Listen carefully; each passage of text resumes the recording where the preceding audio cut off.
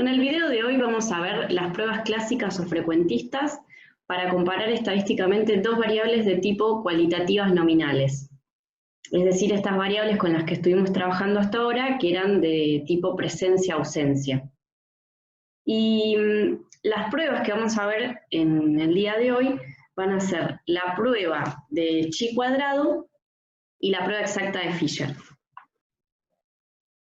Entonces ahora voy a pasar a leerles algo que viene del libro Introducción a la Estadística Bayesiana, Uso del lenguaje R y Wim-Bax, específicamente el capítulo 4, que se llama Comparación de métodos clásicos y bayesianos. No todos los caminos conducen a Roma. Paso a leerles un fragmentito. En el año 1936, y con la publicación del ejemplar número 28 de la revista Biométrica, Pearson impronta el firmamento estadístico con la prueba de chi cuadrado. Utilizada desde entonces como prueba por elección para el análisis de datos cualitativos nominales, esta metodología permite, por ejemplo, la comparación entre distintas prevalencias, la asociación entre variables presencia-ausencia, entre otras opciones. Dentro del marco clásico de la estadística, otra prueba famosa en el análisis de estos mismos datos es la prueba exacta de Fisher, nombre otorgado en honor a Ronald Fisher, que es el principal creador del análisis de la varianza. En ambas metodologías se pone a prueba una hipótesis nula que anula toda asociación, dependencia o relación entre eventos. En el caso del chi cuadrado, se obtiene un índice que compara las observaciones registradas en un muestreo dado, llamadas frecuencias observadas, con las frecuencias esperadas bajo la hipótesis nula. Es decir, un valor que se mide en intervalos de hipótesis nula. Si ese índice es mayor a un valor crítico tabulado, se considera que la hipótesis nula no puede seguir sosteniéndose probabilísticamente y la asociación entre eventos es significativa. En el caso de la prueba exacta de Fisher, se obtiene directamente la probabilidad que le corresponde a la H0. Dicho esto, vamos a pasar a analizar cada una de estas pruebas por separado y entonces vamos a comenzar con la prueba de chi cuadrado. La distribución de chi cuadrado puede ser utilizada como prueba de bondad de ajuste para comparar el ajuste entre las frecuencias observadas, es decir, las observaciones registradas en un muestreo, y las frecuencias que podrían esperarse. Así se va a obtener un índice, un valor X. Y este índice se va a evaluar de manera probabilística para ver si esa diferencia entre las frecuencias observadas y las esperadas es significativa o no. La fórmula para calcular ese índice es la que están observando en pantalla, que sería que el índice de chi cuadrado va a ser igual a la sumatoria de las frecuencias observadas, es decir, estas frecuencias que provienen del muestreo, menos las frecuencias esperadas, esa resta elevada al cuadrado y dividida por las frecuencias esperadas. Ahora, el contraste de hipótesis es el que ya les leí, que en definitiva menciona en la hipótesis nula que las frecuencias observadas no difieren de las frecuencias esperadas. Y en la hipótesis alternativa se menciona que las frecuencias observadas son distintas de las frecuencias esperadas. Otra manera de ver este contraste de hipótesis es de la siguiente forma. Miren la hipótesis alternativa. Menciona la asociación entre esas variables. Y la nula anula la asociación, anula todo tipo de relación entre eventos. Entonces, podemos plantear un contraste de hipótesis con una hipótesis nula que dice que no hay asociación entre eventos versus una alternativa que menciona que hay asociación entre esas variables. También el contraste puede ser planteado como de independencia o dependencia entre variables como H0 y H1 respectivamente. Pueden encontrarlo así a veces en la literatura. pero en general se habla de asociación o no asociación entre eventos. Vamos a arrancar entonces con un ejemplo de una tabla de doble entrada entre una situación de enfermedad-no enfermedad versus la detección y la no detección de esa enfermedad. Entonces, veamos en esta situación cómo podemos hacer el contraste de hipótesis. Como ya les había mencionado antes, podemos plantear una hipótesis nula que diga que no hay asociación entre la enfermedad y la detección, versus una alternativa que dice que hay una asociación entre la enfermedad y la detección. Y, de ser así, también podríamos pensar el contraste donde esa asociación entre enfermedad y detección queda plasmada en una hipótesis alternativa que podría decir que la proporción de pacientes enfermos correctamente detectados, es decir, el concepto que vamos a ver más adelante, que se conoce como verdaderos positivos, va a ser mayor que la proporción de pacientes enfermos que no han podido ser detectados, es decir, lo que se conoce como falsos negativos. Entonces, de haber una asociación entre enfermedad y detección, se esperaría que la proporción de enfermos detectados sea mayor que la proporción de enfermos que no han podido detectarse.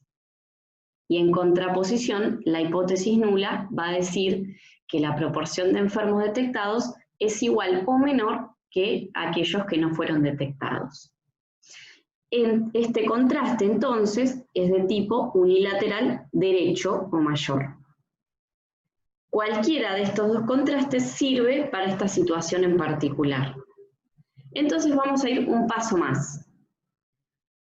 Vamos a comenzar entonces con lo que serían los valores observados. Luego vamos a calcular los valores esperados y finalmente obtener ese índice de chi cuadrado que acabábamos de ver. En este caso estamos frente a una muestra de 22 pacientes, donde 10 de ellos se encontraban enfermos. Entonces, a grandes rasgos de esta tabla podemos observar 10 enfermos, 12 sanos, 11 detectados y 11 no detectados. En principio podemos calcular la prevalencia, que serían estos 10 individuos enfermos dividido el n de 22. 10 dividido 22 nos da una prevalencia de 0,45 o un 45%. Ahora, para calcular los valores esperados, vamos a mantener estos mismos totales marginales y vamos a hacer la siguiente reflexión.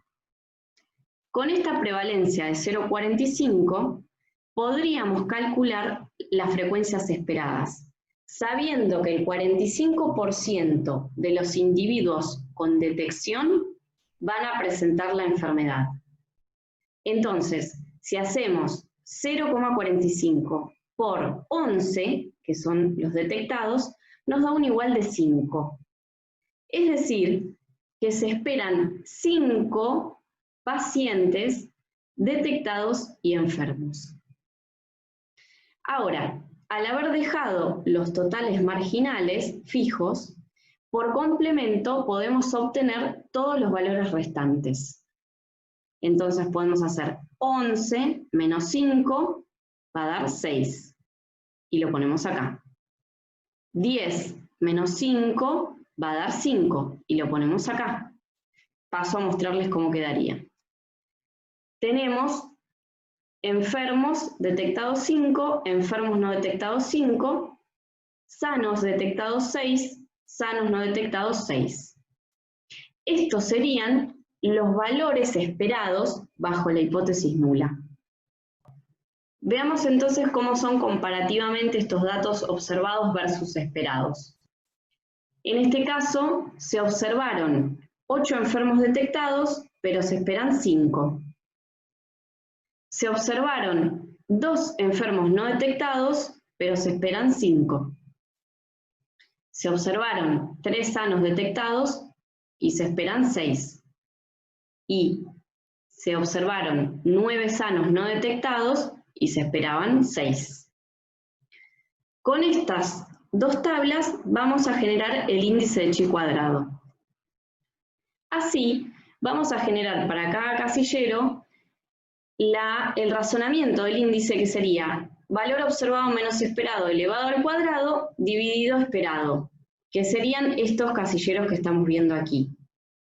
Cuando obtenemos esos resultados, que en este caso son 1,8, 1,5, 1,8 y 1,5, los vamos a sumar según la fórmula y vamos a obtener el índice de chi cuadrado observado para esta muestra, que en este caso es 6,60.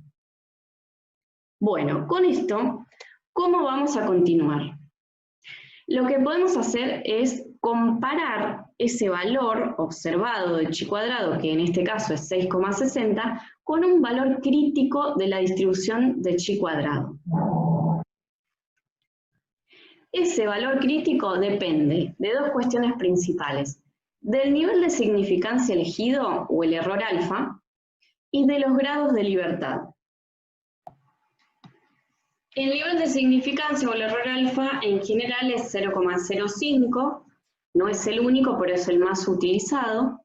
Y en el caso de los grados de libertad, ahora vamos a ver cómo son en este ejemplo en particular, pero en definitiva, o a grandes rasgos, son los valores de un conjunto de datos que se encuentran libres de las restricciones de un determinado cálculo, o del cálculo de un parámetro.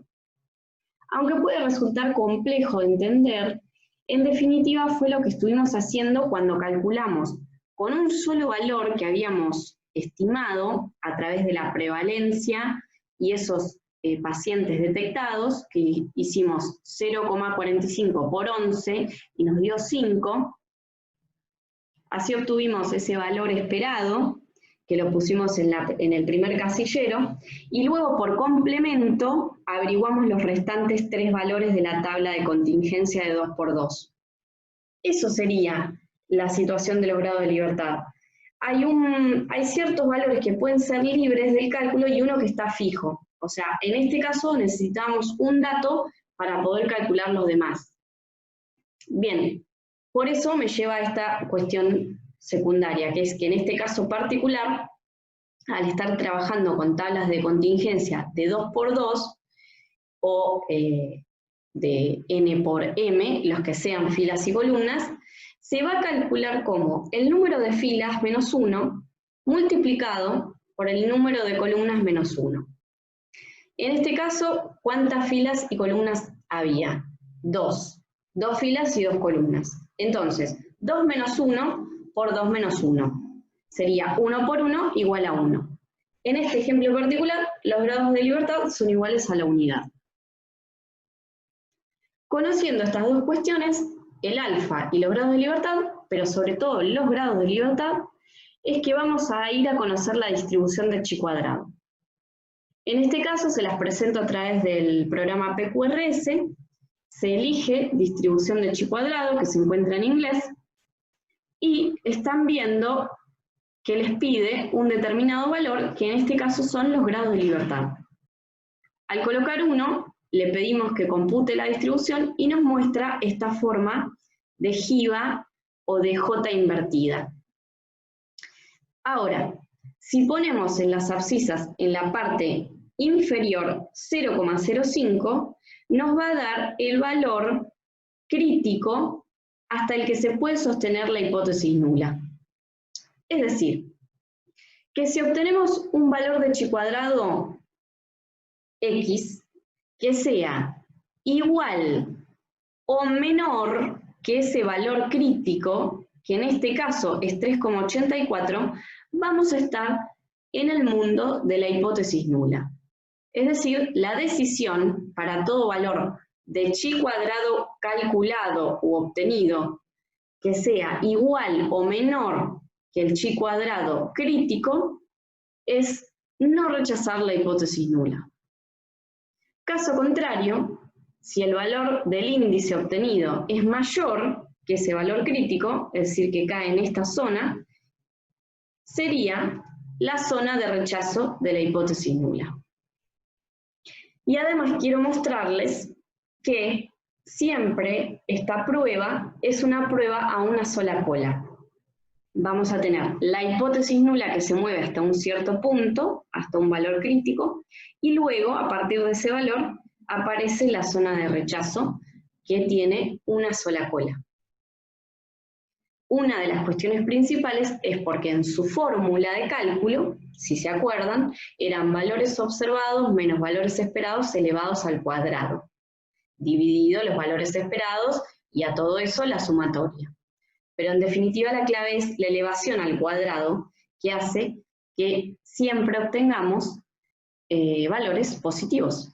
Entonces vamos a obtener siempre valores desde el 0 a la derecha y vamos a obtener una única cola de rechazo de la hipótesis nula.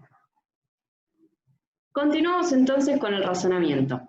Se puede calcular el valor de P del índice calculado o el chi cuadrado obtenido. ¿Cómo sería ese razonamiento? Si el valor P del chi cuadrado obtenido es igual o mayor que el alfa, no vamos a rechazar la hipótesis nula, que siempre parece una fórmula que se repite una y otra vez, pero en definitiva es esa. Cuando tenemos una P que es igual o es mayor que un nivel crítico de significancia, no rechazamos la H0. Caso contrario, si el valor P que le corresponde a ese índice obtenido es menor que alfa, vamos a rechazar la hipótesis nula. Esta primera situación de no rechazar la hipótesis nula coincide con, vuelvo para atrás, con la situación de haber obtenido un índice que sea igual o menor que el chi cuadrado crítico. Y cuando la P es menor que 0,05, estamos cayendo en esta zona de rechazo. Sigamos adelante entonces. Recordemos que para esta distribución, que habíamos dicho que tenía un grado de libertad, el valor crítico a vencer es 3,84 y nosotros habíamos obtenido un valor de chi cuadrado de 6,60. Entonces, el razonamiento es el siguiente. ¿Cómo es ese índice obtenido en relación al valor de chi cuadrado crítico? En este caso, como se ve, es mayor. Ese 6,6 es mayor que 3,84. Por tanto, la decisión va a ser rechazar la H0. Pero podemos conocer el valor de P exacto que le corresponde a ese índice obtenido de 6,6 y en definitiva va a ser el valor de P con el que vamos a rechazar la hipótesis nula. Para eso vamos a volver al programa PQRS y vamos a colocar en las abscisas, en la parte superior, el valor del índice que era 6,6. Cuando apretamos Enter va a aparecer la probabilidad que le corresponde a ese índice, que en este caso es igual a 0,0102, o a dos decimales 0,01. Entonces, como para concluir, podemos decir que el valor de chi cuadrado obtenido es mayor que el valor de chi cuadrado crítico. Y por otro lado, que el valor P obtenido, que le corresponde a ese índice que calculamos, es menor que el error alfa. Por tanto, vamos a rechazar la hipótesis nula. Y podemos concluir que se observa una asociación significativa entre enfermedad y detección. Y vamos a abrir paréntesis y vamos a colocar el valor de chi cuadrado de 6,6 y el valor de P que le corresponde, que es 0,01 a dos decimales.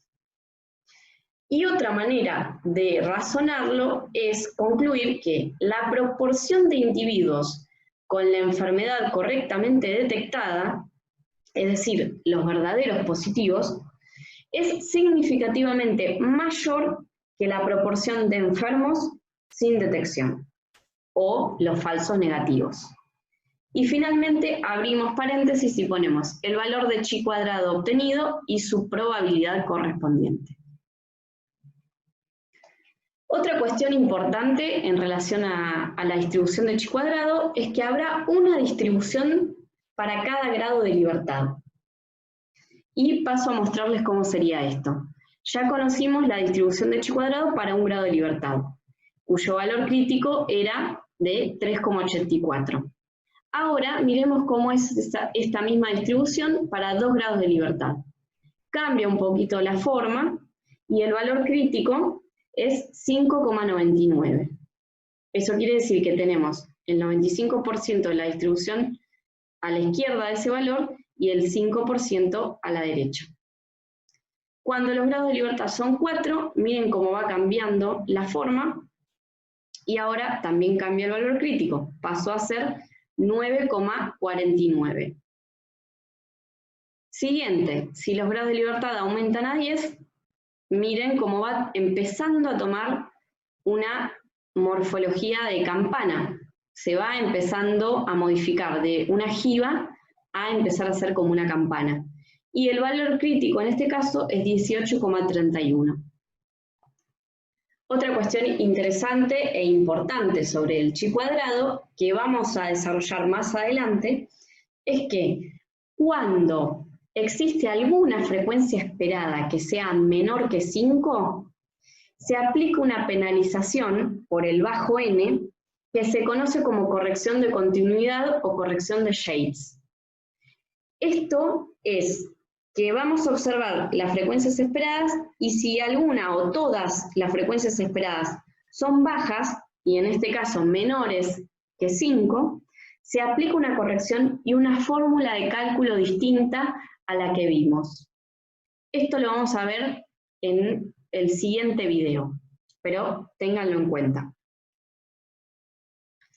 Y finalmente, en relación al chi cuadrado, quiero mostrarles algo que después van a desarrollar en profundidad en la parte práctica, que es cómo sería, a grandes rasgos, la prueba de chi cuadrado con comandos de programación en lenguaje R.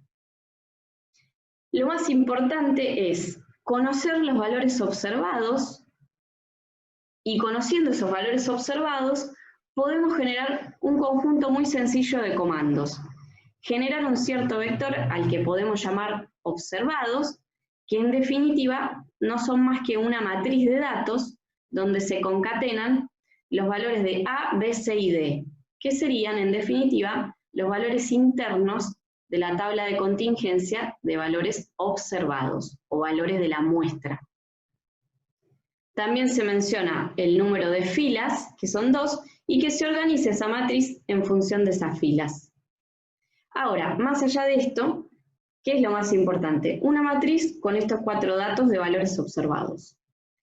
Y fíjense que la instrucción para generar la prueba de chi cuadrado es esta de los valores observados. Fíjense qué sencillo es en lenguaje de programación conociendo los valores observados. De cualquier manera, en el práctico van a haber otros detalles, otras cuestiones principales, porque también necesitamos conocer la tabla de valores esperados para saber si vamos a aplicar o no la corrección de shades que veremos más adelante. Vamos a pasar entonces a la prueba exacta de Fisher, que ya la había mencionado al principio del video, y es una prueba que se utiliza en general cuando la muestra a estudiar es muy pequeña y la corrección de shades no es suficiente para solucionar la distorsión provocada por valores esperados que sean menores que 5. Y básicamente es una opción, otra opción, dentro de la perspectiva clásica de la estadística, antes de recurrir a cuestiones de la vereda bayesiana, por decirlo de alguna manera. Es decir, la prueba exacta de Fisher es una prueba clásica, que muchas veces se utiliza cuando tenemos un n bajo. En esta prueba se va a calcular una determinada probabilidad, que en definitiva es la sumatoria de las probabilidades de la tabla de contingencia de los valores que estamos observando en la muestra, más la probabilidad de aquellas combinaciones con proporciones de éxito que aumenten y proporciones de fracaso que disminuyan, hasta que lleguemos al final de la distribución. Y esto que les digo parece algo muy abstracto, pero ahora se los voy a mostrar con el ejemplo que estamos desarrollando en este momento. Recuerden que en nuestra tabla teníamos la siguiente distribución de datos. 8, 3, 2 y 9. O sea, la proporción de enfermos detectados serían 8 dividido 11. Y la de no detectados, 2 dividido 11. Lo que tenemos que hacer es calcular la probabilidad que ocurre en esta situación que observamos, pero también vamos a calcular la probabilidad para estas siguientes tablas que les presento. ¿Qué sería? En el primer caso, fíjense, la proporción 1 de detectados enfermos aumenta de 8, pasa a 9, y entonces va a bajar en una unidad el número de enfermos no detectados. Entonces esto quedaría como 9 dividido 11 y 1 dividido 11. Y finalmente 10, fíjense en esta tercera tabla, 10 dividido 11 y 0 dividido 11. Es decir, estamos llevando hacia el extremo superior aumento de los éxitos en la primera proporción y disminución de los éxitos en la segunda proporción hasta que se alcanza el 0.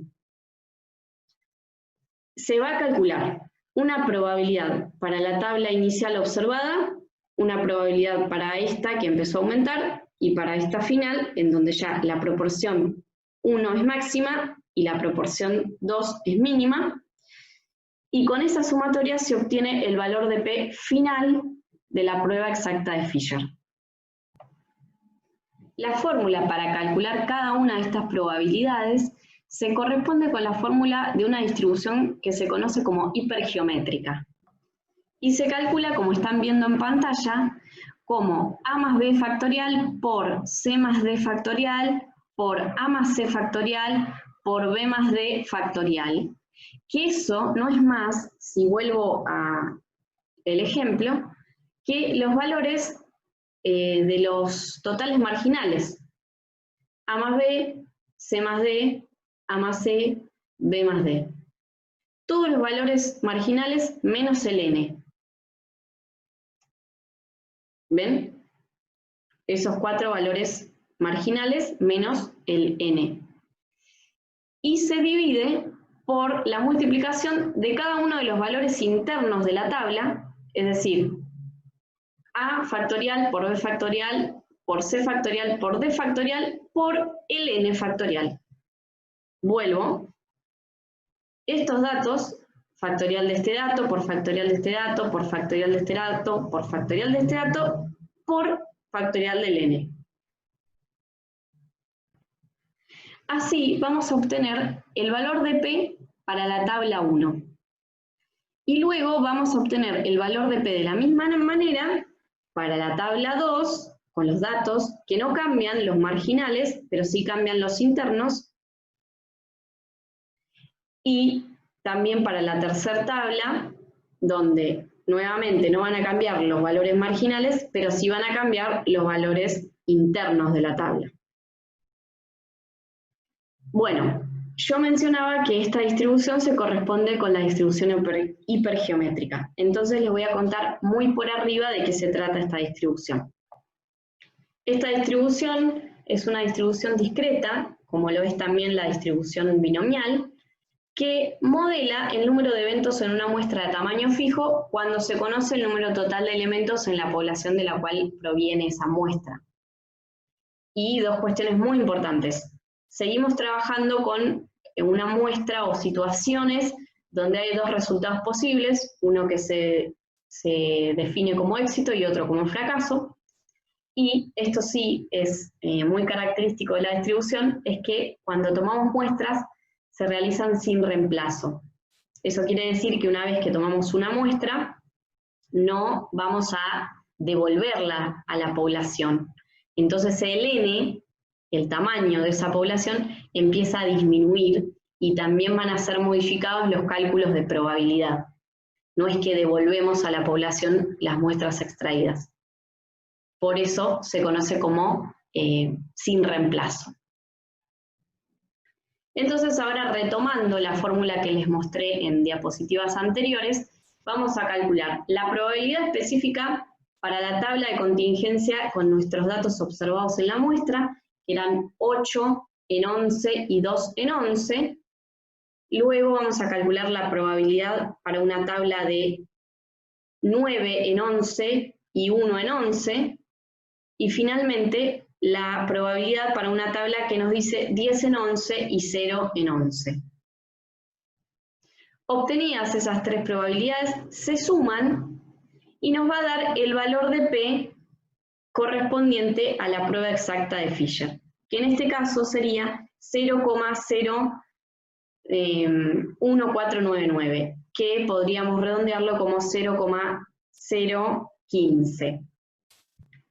La particularidad que tiene esta prueba es que el valor que arroja, de la manera que lo acabamos de calcular, es para un contraste unilateral, que sería el que estamos planteando en este caso. Porque habíamos dicho, si recuerdan el contraste inicial, que la proporción de enfermos detectados era mayor que la proporción de enfermos no detectados. Habíamos planteado un contraste unilateral mayor o derecho. La prueba exacta de Fisher, como base, calcula el contraste, la P para el contraste unilateral, y nos permite saber cuál sería la probabilidad a dos colas si duplicamos ese valor de P. O sea, simplemente con este valor multiplicarlo por 2 y vamos a obtener el valor de P para un contraste bilateral.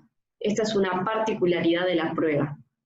Si la hacemos con un software, vamos a ver que nos arroja tanto el valor de P uni como bilateral, y siempre está duplicado el valor de P porque hace ese cálculo. El razonamiento es como ya venimos planteando frecuentemente. Si el valor de P que obtuvimos, que en este caso va a ser unilateral, es igual o mayor que el alfa, no vamos a rechazar la hipótesis nula y vamos a decir que las variables no se encuentran asociadas significativamente. Caso contrario, si el valor P es menor que el alfa, vamos a rechazar la hipótesis nula y a mencionar que las variables se encuentran asociadas significativamente. Para esta situación particular, este ejemplo, podríamos concluirlo con que, si se fijan, el valor P unilateral obtenido era 0,015 a 3 decimales, es menor que el error alfa, entonces vamos a rechazar la hipótesis nula. Consecuentemente, podemos mencionar que se observa una asociación significativa entre enfermedad y detección, con el valor P entre paréntesis, o también podríamos decir que la proporción de individuos con la enfermedad correctamente detectada es significativamente mayor que la proporción de enfermos sin detección. Abrimos paréntesis y ponemos el valor P unilateral, este que habíamos calculado. ¿Por qué? Porque nuestro contraste fue planteado unilateralmente. Finalmente, en relación a cuestiones de programación, quiero mencionarles, muy por arriba, que conociendo también los valores observados de nuestra muestra, que siguen siendo los mismos que los que planteamos para el chi cuadrado, podemos con un simple vector o un objeto al que podríamos llamar observados, que es exactamente el mismo que les mostré para el chi cuadrado, luego con una instrucción de Fisher.test, vamos a pedirle que nos calcule la prueba exacta de Fisher para esos valores observados. Con una cuestión interesante, que es que la prueba exacta de Fisher nos permite poner cuál va a ser la hipótesis alternativa que queremos o que necesitamos, depende del planteo. Podemos poner que la hipótesis alternativa sea a dos colas, o que sea mayor o que sea menor. Que sea mayor va a ser cuando la proporción 1 es mayor que la proporción 2, o que la muestra 1 es mayor que la muestra 2, y cuando ponemos menor es caso contrario, que la proporción 1 sea menor que la proporción 2. En este caso, nosotros estábamos pensando en una hipótesis alternativa mayor, ¿se acuerdan? Teníamos un contraste unilateral derecho. Entonces, en este caso, el comando para este ejemplo particular sería este. Dicho esto, les muestro cómo serían los resultados para estas dos pruebas de chi cuadrado y de prueba exacta de Fisher si las hubiésemos conducido con lenguaje de programación. Para el chi cuadrado nos dice que no hay que aplicar la corrección de Yates, que es algo que ya habíamos visto, porque no había ninguna frecuencia esperada menor que 5. El valor de chi cuadrado es 6,6 y el valor de P que le corresponde es 0,0102. Exactamente los mismos valores que por el método manual. En relación a la prueba exacta de Fisher unilateral, el valor P que se obtiene es 0,01499, redondeando 0,015. La misma probabilidad que de la forma manual con la sumatoria de las probabilidades de esas tres tablas que fueron calculadas a través de la fórmula que le correspondía a la distribución hipergeométrica. Consecuentemente, la forma manual es o arroja los mismos resultados que a través del lenguaje de programación. Algo que esperábamos, pero que está interesante presentarlo y que lo vean. Para cerrar, la idea sería que tanto a través de chi cuadrado como la prueba exacta de Fisher, vamos a rechazar la hipótesis nula y a concluir que la proporción de individuos con enfermedad correctamente detectada es significativamente mayor que la proporción de enfermos no detectados. Esto sería lo mismo que decir que se observa una asociación significativa entre la enfermedad y su detección.